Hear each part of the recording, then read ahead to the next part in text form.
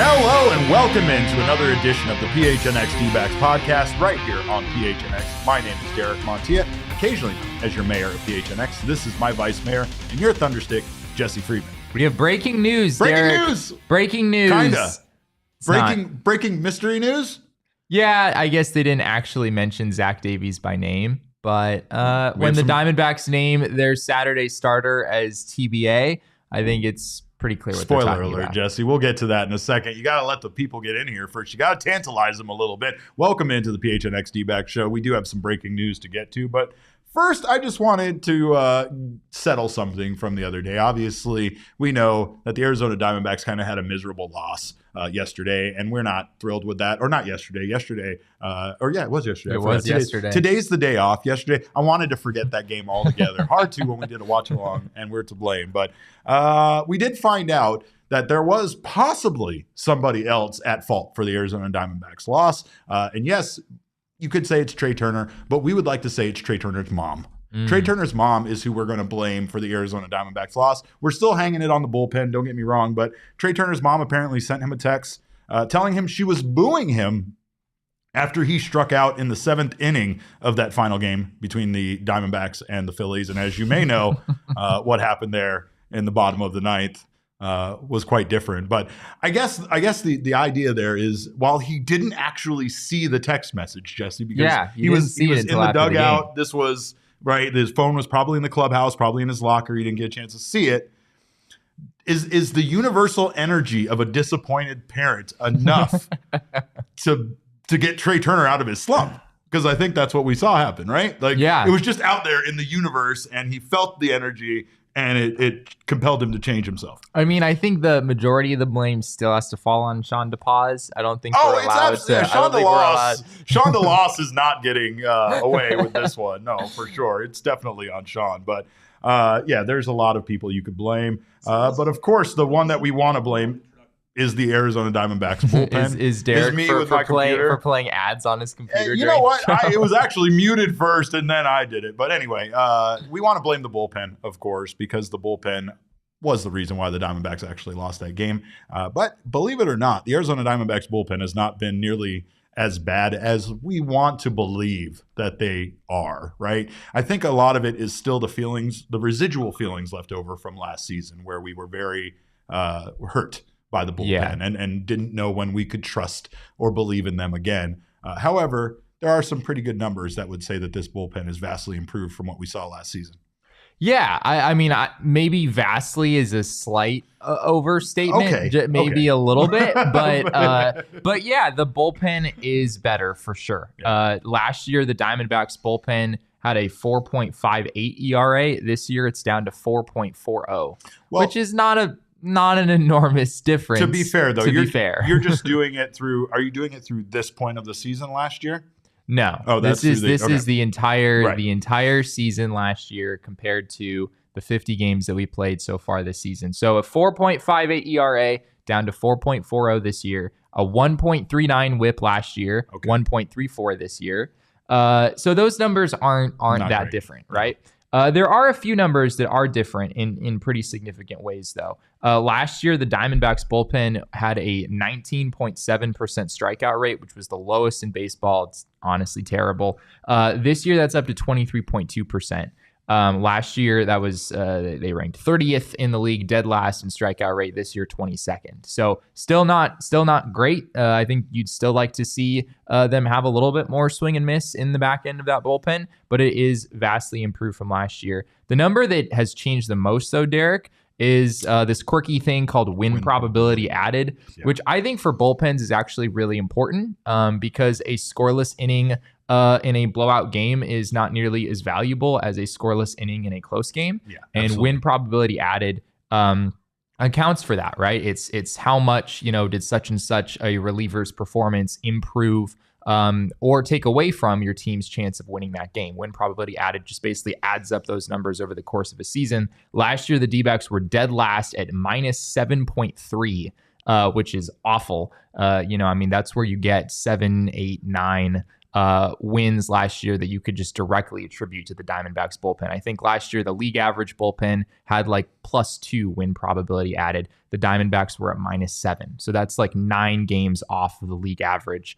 This bullpen maybe didn't cost the D-backs 40 games last year, as a lot of people want to make the case for. But there is a very good case. I'm one of those people that wants to make that case. You can't just look at the 41 bullpen losses and say that, the bullpen, the D-backs should have won all 41 of those games. But you can make a case based on this number that it was maybe like 9 or 10, which is what we talked about the whole offseason. And what we talked about specifically was those 9 or 10 making a huge difference when it came to where the bullpen ended up as far as ranking, instead of being one of the, if not the worst bullpen in baseball. I think next to the Nationals, they would have factored in more around the, I guess average, middle of the pack, probably around 20th or something with 30 losses.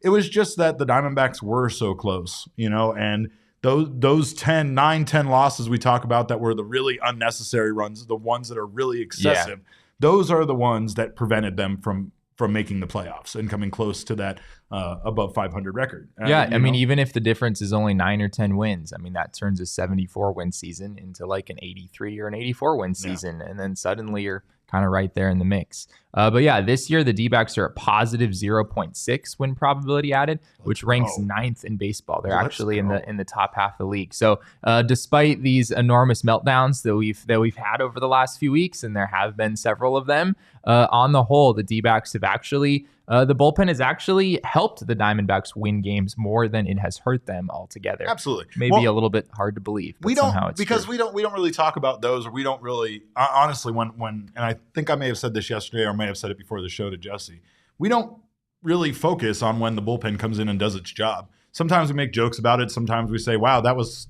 such an uneventful 9th inning from Andrew Chafin. He just came in and got 3 outs and the game ended.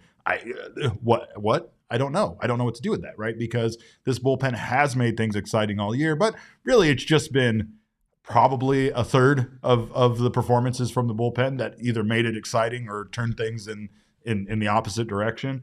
I think Lovello is still focusing on who he can trust and who he can rely on. And I don't know if he has a good gauge of that yet. I mean, Jose Ruiz, like we've talked about, has been being used in high leverage situations. So far, he's had some success in those situations, but not consistent enough for him to be used, I think, the way that Lovello is using him. But again, I think the bullpen is, in my estimation, I feel like the bullpen is going to get better. I feel like we're going to see Joe Mantiply come back. I think that we might get some additional pieces, maybe from the farm system. Maybe they make that decision to make one of the 3 that doesn't end up in the starting rotation when it comes to Ryan Nelson, Dre Jameson, and Tommy Henry into a bullpen arm. Who knows? But it's definitely an area they need to address. And if they can, improve some of these numbers, because they're still in the bottom 10 teams as far as a lot of these categories go for bullpen numbers, they really could be a contender. And that's crazy, because I feel like we've said that in a positive way. We've said that kind of an encouraging way, but I don't know if we've ever really felt like this Diamondbacks team could actually be a contender this season. The way things are going for them, I mean, the role players, the guys we didn't expect to be this good, they're taking care of business, and it's been fun to watch. Yeah, I mean, they're 29-21, Derek. And, even though you feel like the D-backs you could make a pretty good case that they've left 3 wins just kind of out there over the last couple of weeks. For sure. I guess if they would won all 3 of those games, they'd be 32-18, which is insane. I mean, if we were actually here talking about a 32-18 Diamondbacks team, the D-backs would have one of the best records in all of baseball, and they still do have one of the best records in all of baseball. Honestly, at 29-21, we've reached the 50-game point in the season, which I always view as having some significance. You don't necessarily know exactly what every team around the league is after 50 games. There's nothing magical about reaching this point in the year, but it does feel like it's you've kind of reached a point in the season where you've played enough games where you have a decent sense of what every team around the league is going to be. And so far, even despite some of these painful losses that the D-backs have had, they're sitting in a really good spot right now with 29 wins. Well, we did say we had some breaking news for you, and that was courtesy of the Arizona Diamondbacks, who were just nice enough to give us this little tidbit right before we went on air. But The probables for the series against the Red Sox have officially changed. The Arizona Diamondbacks sent out an email this morning saying that Brandon Pfaadt will in fact start on Friday. On Saturday, they sent us a TBA. And on Sunday, they moved Merrill Kelly from where he would have started on Sunday or on Saturday out to Sunday. So that leads us to believe that this is what we will see. Zach Davies making his return to the lineup on Saturday in between Brandon Pfaadt and Merrill Kelly. Is the D-backs going to a 6-man rotation? Is that what's happening right now, Derek? Because it sure looks like it. That's what you. Well, is it simply because you were convinced that Brandon Pfaadt was going to be the man that they removed from the rotation? Is that the reason why you say that? Well, I mean, they're not removing Brandon Pfaadt from the rotation, right? At least not yet. So does that mean it could still be Tommy Henry or Ryan Nelson? I mean, yeah, I guess it could be. They would have to do a little bit of gymnastics in order to get that to work. But I still have a bit of a hard time believing that the Diamondbacks will do that when it's all said and done. My guess is they're just going to give the ball to Brandon Pfaadt on Friday and just kind of see what happens and figure it out from there. Maybe they're just sort of kicking it down the road. They don't want to make this decision. They don't have the heart to tell any of these starting pitchers to go down to Reno. I don't have the heart for that. I couldn't. No, absolutely not. I couldn't look Brandon Pfaadt in that wholesome face and tell him that he has to go down. What if he teared up? I'd never forget that as long as I lived. I wouldn't be able to sleep at night thinking about that. But it does appear Zach Davies is back. And who knows what the Arizona Diamondbacks do. Is it the craziest thing to go with the 6-man rotation? Yeah, this is interesting because it does set up Zach Gallen to be pitching on a lot of rest, right? Yeah. Because you've got 5 starters to cycle through, right? So it'd be Brandon Pfaadt Friday, Davies Saturday, Kelly Sunday. Then if both Henry and Ryan Nelson make their start, then you have Zach Gallen pitching after an off day and all 5 of those guys pitching. Two off days because there's an off day today. And there's an off day on May 31st, right? Is there an off day on May 31st? Here we are, not knowing the Diamondback schedule. There is not an off day. So you have June 1st there. Sorry. Yeah. Okay. The problem is that I don't know how many days there are in the month of May. That's the problem. Yeah. So Zach Gallen would line up to start on May 31st. When he started yesterday on May 24th. So that would be a 6 days rest for Zach Gallen, which is a lot of rest. I guess maybe the Diamondbacks would be potentially comfortable doing that, but it sort of feels like that's what they're going to do because I don't really see the Diamondbacks going away from Tommy Henry or Ryan Nelson in their next starts. I could see them the next time around nixing one of those guys potentially, but I guess they've just decided that this time around they're going to go with 6 men in the rotation. That's what this looks like. That's what Joey Hill asked. He said, "Can they send down Pfaadt after his start and bring up Davies?" Yeah, they can insert Davies in. Brandon Pfaadt, but a corresponding move needs to be made in order for Davies to come back. So yeah, that maybe Brandon Pfaadt makes his start and then maybe he gets sent down after his start. It's just weird. It's like what happens if Brandon Pfaadt gives you 6 innings of 1-run ball or something against the Red Sox? So you're going to be like, tough luck, kid. We're sending you down to Reno so that we can bring Zach Davies up. Yeah. But yeah, that's kind of what this looks like. And then Zach Davies comes up and gives up 7 earned runs in his first outing, right? Right. That's right.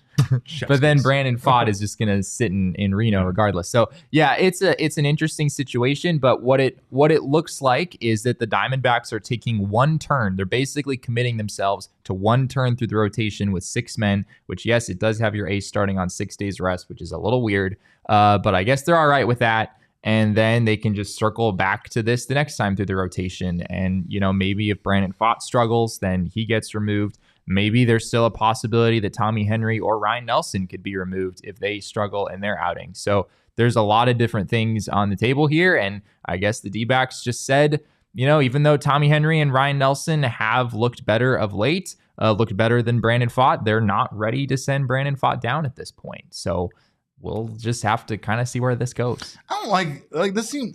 If I struggle, do I get removed? Is that the way that this works? It is. Yes, it is. God damn it. I don't like that pressure. Oh boy. Well, anyway, we thank you guys. The flip side is even if you don't struggle, right, then you might get sent down anyway. That's sort of what this looks like. That's not fair to me at all.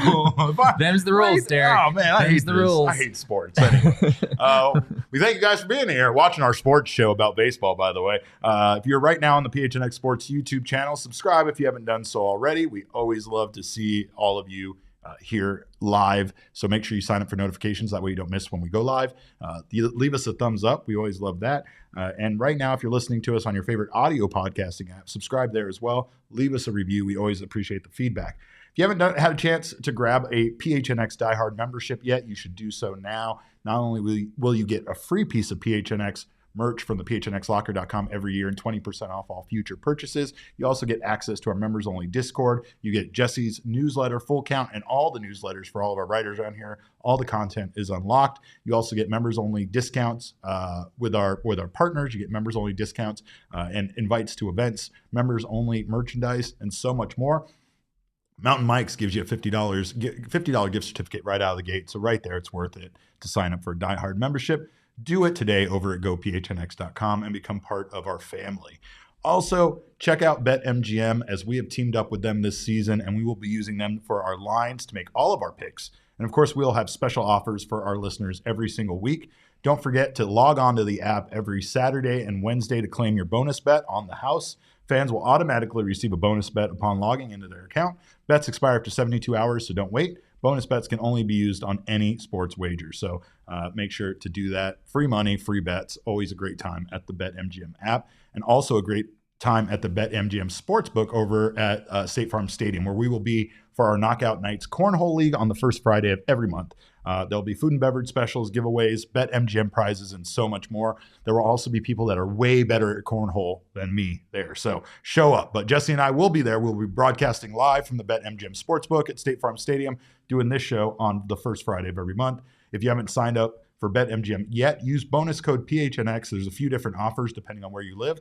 But for our Arizona peeps, you will get up to $100 in bonus bets on your first wager with BetMGM. Again, make sure you use bonus code PHNX. Check out the show notes for full details. And now listen to Shane talk about the disclaimer. Disclaimer, 21 plus to wager. Visit BetMGM.com for terms and conditions. U.S. promotional offers not available in Washington, D.C., Mississippi, Nevada, New York, and Ontario. Gambling problem? Call 1-800-GAMBLER. Colorado, D.C., Illinois, Indiana, Louisiana, Maryland, Mississippi, New Jersey, Ohio, Pennsylvania, Tennessee, Virginia, West Virginia, Wyoming. Call 877-8-HOPE-NY or text HOPE-NY 467-369, New York. Call 1-800-NEXT-STEP, Arizona. 1-800-522-4700, Kansas, Nevada. 1-800-327-5050, Massachusetts. 1-800-BETS-OFF, Iowa. 1-800-270-7117 for confidential help, Michigan.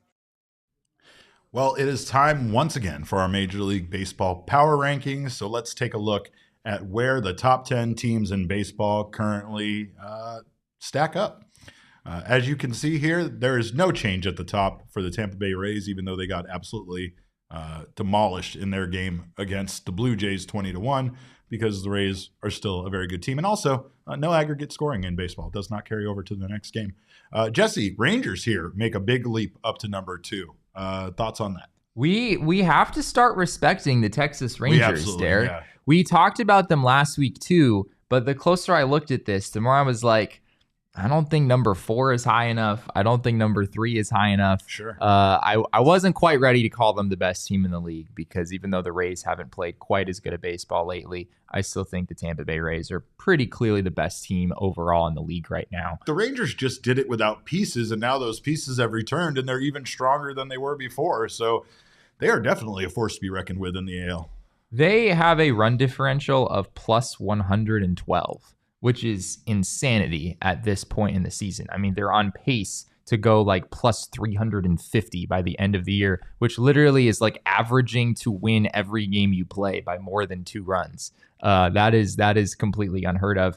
Their run differential is 2 runs shy of the Rays. The Rays are plus 114. The Rangers are plus 112. So just insane stuff from the Texas Rangers. I mean, there's some part of me that's a little bit skeptical, just because I don't know if Adolis Garcia is going to drive in 175 runs like he's on pace to. Yeah, I don't know that Jonah Heim is like this star catcher that he appears to be. There are some guys there who are breaking out that we haven't really seen break out before, but the just raw performance that they've put out there is absolutely spectacular, and I think deserves a lot of credit. I have both the Braves and the Dodgers falling one spot this week. Both of those teams are a little banged up right now. And after what is it what happened to the Dodgers? Because obviously with the Dodgers pitching being as limited as it is, and them having to go to the minor league players that they have, I feel like even though they won the series against the Braves, they deserve to be ranked under them. The Braves are still a more complete team, and I think the Dodgers are trending in the other direction, which obviously is a great thing for the Arizona Diamondbacks. Yeah, the Dodgers are just really banged up right now. Not having Julio Urias or Dustin May for the time being. Obviously, Walker Buehler is going to miss most or more likely all of this season for them as well. That's a huge blow to that team. Their starting rotation depth is really being tested. They've had to turn to Gavin Stone and Bobby Miller, who are two young exciting pitching prospects in the Dodgers organization. So yeah, we'll just kind of have to see where that goes for them. But there's a lot more volatility right now with that team than there normally is. Do I have the Orioles too low, Derek? They're 32-17 is number 6. You and I disagreed. Like, there's a lot of this that you and I agreed about. I had the Astros and the Orioles both a little bit higher, maybe not nestled in between. That's fair. The Braves and the Dodgers. The Astros have just been playing incredibly well right now. They've been just smacked. Like their run differential as of late is really the reason why. But I mean, a lot of times power rankings, we don't want to get too crazy from one week to the next just because a team kind of broke out. I just feel like the Astros kind of turned it on, and now they are the team that I expect to see of them this year. Every team in the AL East deserves to be on this list, and I'm not. I mean, You think the Red Sox too? I don't know. I mean, I don't even know if the Blue Jays really deserve technically to be on here, but they're all just playing so well. It's hard not to have them on this list. The Yankees have been playing incredibly well. Yeah. The Orioles are just incredible. They're an incredible team, and I mean, the fact that the Rays still have such kind of a lock on that division right now, when the Orioles, like, it's just absurd. The AL East is just crazy right now. It is. Yeah, it's kind of interesting. The Red Sox are entering this series with the D-backs having lost 4 in a row. So they've actually struggled a little bit lately. And the Blue Jays, I think last week when we did this, were like 25-19 or something, and now they're 26-25. 2-8 in their last 10 games. Yeah. Yeah, which is, I still feel like the Blue Jays are a pretty good team. Alek Manoah has really struggled. That's been a big part of what's gone wrong for them this season. Their starting rotation hasn't been as steady as a lot of people expected it to be. But yeah, I mean, I guess we should talk about the D-backs too. The D-backs, they have it at number 8 on the list. Yeah. I had them number 10 last week. So even despite what happened on Wednesday and the fact that they probably could have a better record than they do, that we are ranking them as the 8th best team in the league, which is crazy. 50 games into the season that they're at that level. It doesn't feel like it's an overranking, though. I feel like they deserve it. They have the 3rd best record in the National League. I think that the games that they've lost were heartbreaking because they were in control of those games, right? That's the reason why we're mad about it. They were against opponents that the Diamondbacks could beat. But realistically, like we said before, the Phillies were in the World Series last year. I mean, should we really be putting the Phillies in that category of like the Diamondbacks should have swept them and there shouldn't have been a question about it, right?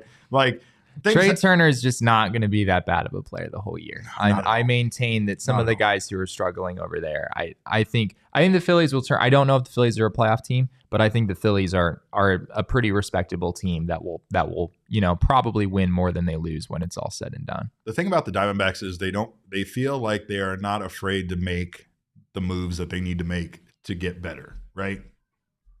Somehow shedding themselves of Madison Bumgarner and that constant question once every 5 days about what version of Mad Bum are we going to see? Is he going to be able to go out there and be a competitive pitcher? Is he going to be able to give this team a chance to win? Yeah. Like, that was a tough decision, and it was a decision that, if I'm being honest, I never thought this team would actually make. So the fact that they did it just really shows how committed they are to, like, moving beyond the mistakes that were made in the past and trying to make this team right now in the now be a contender, be a winner.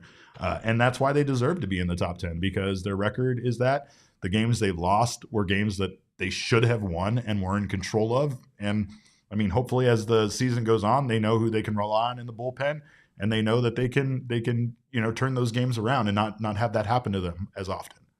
Yeah, it'll be interesting to see how things unfold over the course of the year. Basically, we're saying they should have gone almost basically undefeated on this 9-game road trip. Is what we're saying. I mean, right? But that's sort of the case, right? Like they went it was possible. They went 6-3 on this road trip, which is a good road trip. But it sort of feels like they should be 8-1 because two of those losses were extremely winnable games. The D-backs. The one thing I will say. Is the D-backs are only plus 15 from a run differential standpoint. So being 29-21 with a plus 15 run differential feels like the D-backs are maybe overperforming a few games. I think their Pythagorean win-loss expected record thing is 26-24 right now.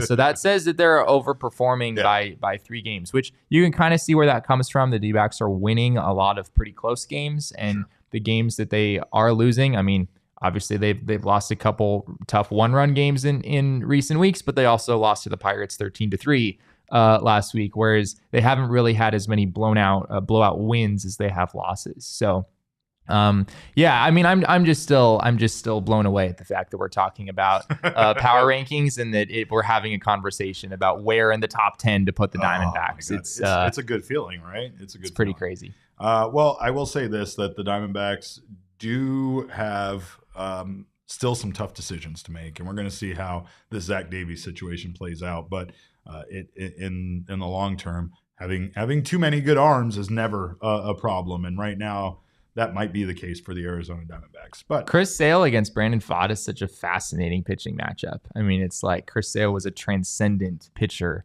just not that long ago, right? And he's had all these injuries. And then Brandon Pfaadt, one of the top pitching prospects in the game, but really struggling. Ben better his last couple of times out. So it's going to be fun. I'm excited for the weekend, seeing the Red Sox in town and in particular that Friday game.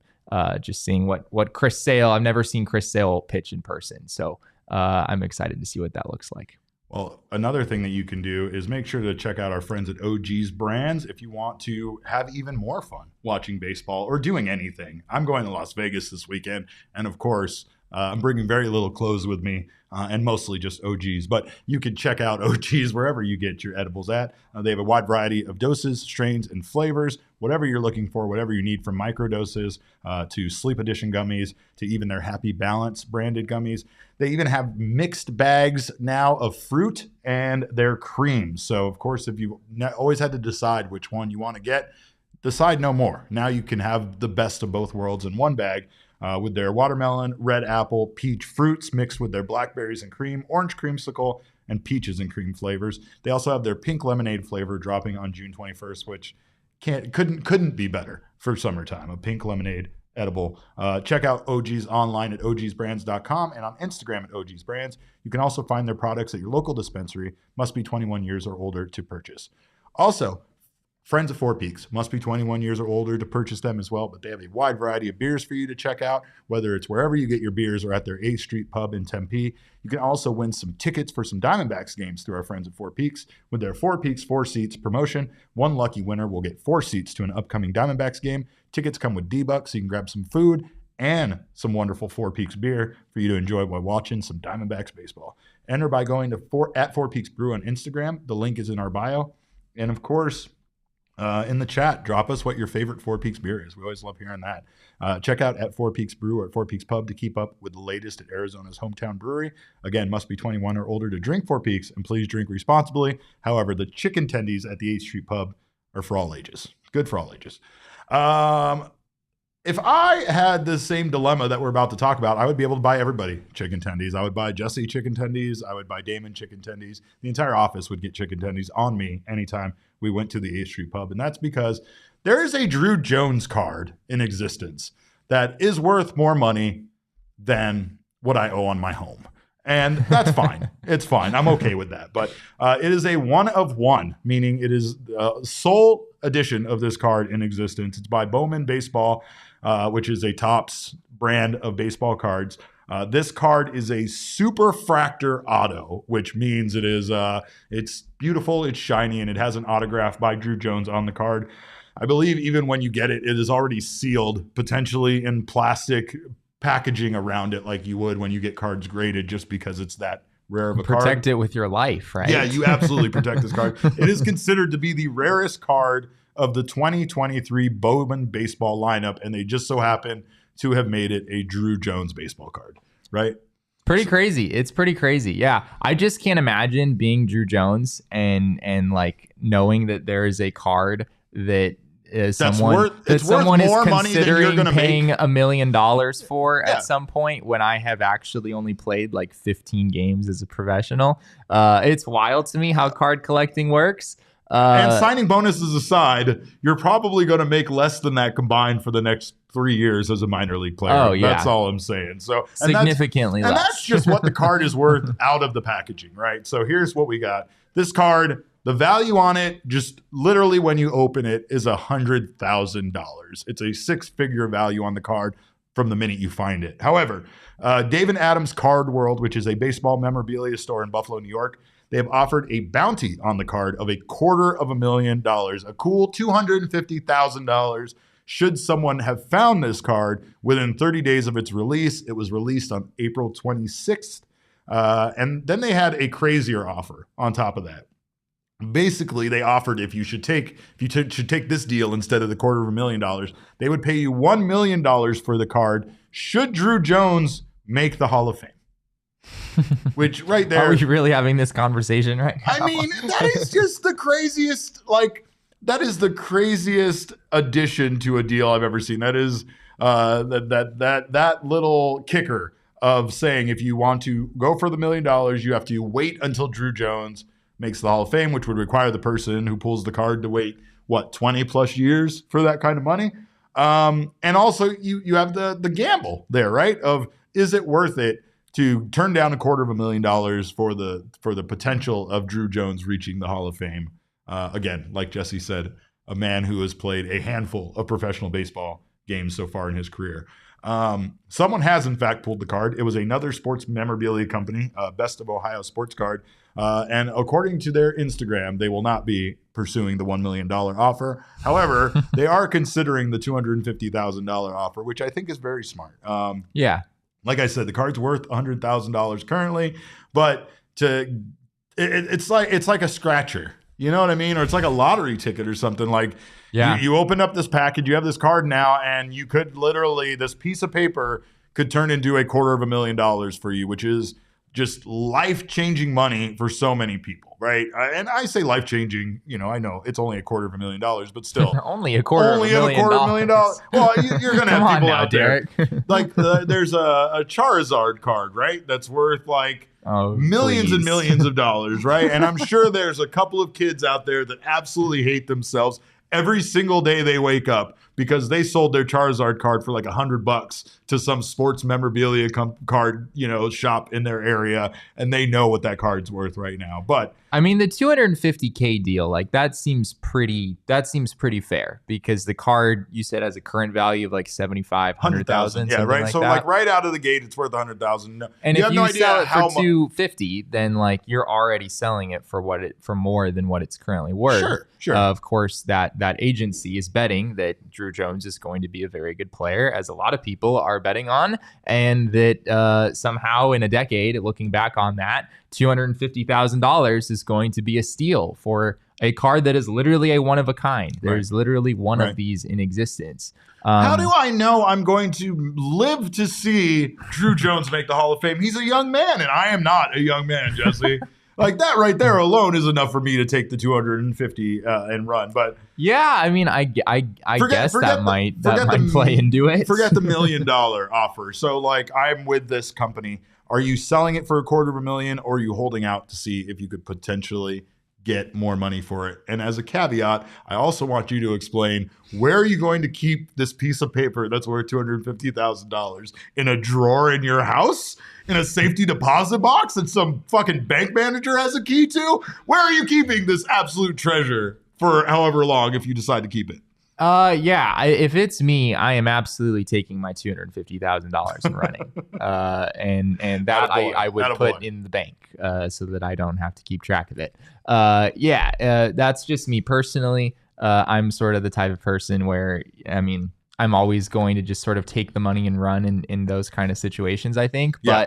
But yeah, I mean, I don't know. Like I wouldn't fault someone for holding on to it. I mean, Druw Jones is a potentially transcendent player in this league. It's very, very early. The man has played 10 professional games. And it's baseball. It's baseball. He's in Visalia. He has Hillsborough, Amarillo, and Reno to go through before he gets to the big leagues. He also, Derek, hit 175 with a 483 OPS in those 250,000 right now. It's sort of like money right now. You can still be a believer in Druw Jones and that he will be a successful major leaguer in the long run and still take $250,000 even if the card might appreciate down the road. I also would not want the stress, going back to your earlier question, of finding a place like in my house or somewhere to store that thing.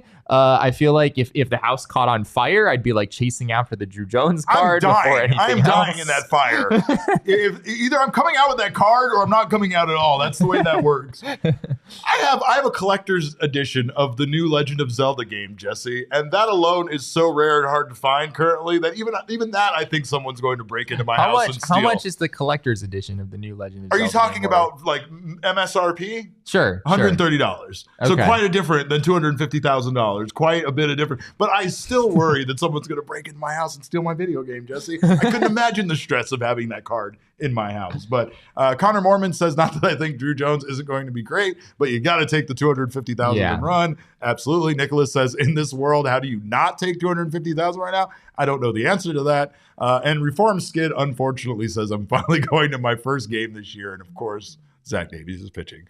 I love, going back to this whole thing, I love that The Athletic, which is a very reputable, a very high quality journalism. Love Zach. And yeah, our friend Zach Buchanan, who used to be on the Diamondbacks beat, was asked to write a 2-paragraph blurb on whether or not Druw Jones will make it to the Hall of Fame when the man is literally just out of high school and has played 10 professional games and is currently on the injured list in low A. At least he starts the paragraph with, it's almost impossible at this point to predict whether Jones will make the Hall of Fame. That's pretty much the simple answer and pretty much all that needs to be said. That would have been my paragraph. That would have been what I turned into my editing. Right just the one sentence. But he is the kind of player where he has all the tools, right? He has all the tools.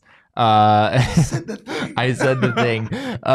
Speaking of, Dalton Varsho apparently was pinch hit for. He's trending right now on Twitter, Jesse. He is trending. Dalton Varsho is trending. Blue Jays fans are having a hard time deciding whether they love Dalton Varsho and think he will turn it around and are very angry that he was pinch hit for, or whether they don't think he can hit and whether Lourdes and Gabby. Yeah, I guess.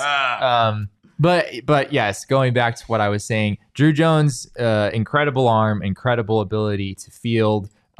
His hit tool is maybe the thing that's in the most degree of question right now, and people maybe aren't so comfortable knowing exactly how that will pan out in the long term. But it's still above average, even though there's some volatility there. The raw power is off the chart. So yeah, I mean, if you're gonna.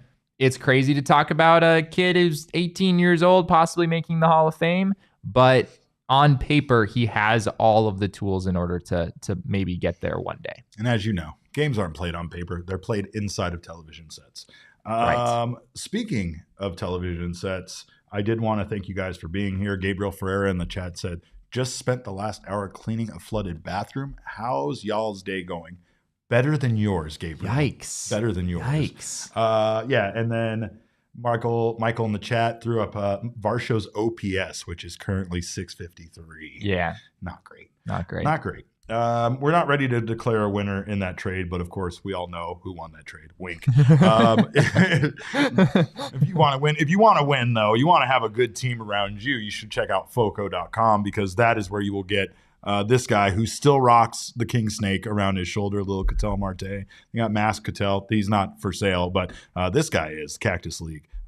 Jesse's still trying to figure out who that player is, but Foco has a wide variety of pieces of artwork like these little guys next to us, and they are a leading manufacturer of sports and entertainment collectibles and merchandise. Of course, they have the best officially licensed gear for all sports and fandoms, including your Arizona sports love. It's spring. It's baseball season. They got straw hats, aloha shirts, polos, bags, everything you need to be ready for the summer and to be ready to go watch some baseball games. And of course, Foco has honored us with some of these beautiful little guys. So you can show them some love, give them some love back. Foco always has our back for Arizona sports, and they have your back as well. Get the best gear around by visiting www.foco.com and using code PHNX. For all non-presale items, use the promo code PHNX, and you will get 10% off. And if you want some more sales, some more discounts, go to More Furniture. Tell them Jesse sent you. They'll take you directly to the Chase Lounge section. No questions asked. They'll be like, say less, fam. Chase Lounges are over here. But you can check out all the other stuff they have there too. You don't have to just get a Chase Lounge. Tables, couches, beds, furniture, whatever you need over at morefurniture.com. Go check out their showroom, and they will bring the stuff directly to you with their white glove delivery service, just like we received here at our office. Don't lift a finger. Let them help you out. And of course, they know how to pivot that couch and get it in the door the right way. So shout out to them for furnishing our studios. And of course, thanks to them for always having Chase Lounges in stock for Jesse.